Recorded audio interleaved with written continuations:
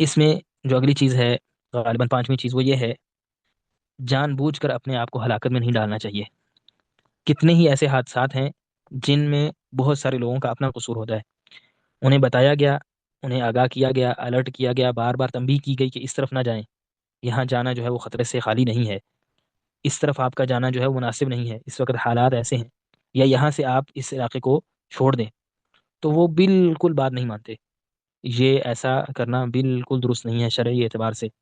جان بوجھ کے اپنے آپ کو ہلاکت میں ڈالنا، اور پھر بڑے بڑے حادثات جو ہیں وہ اس کی وجہ سے پیش آ جاتے ہیں۔ تو ان کو روکا گیا وہاں پر نہیں جانا، پھر چلے جاتے ہیں، جب وہ فوت ہو جاتے ہیں، جب وہ بیچارے اس پانی میں ڈوب جاتے ہیں، تو سب پریشان ہو جاتے ہیں، سب غم میں ڈوب جاتے ہیں۔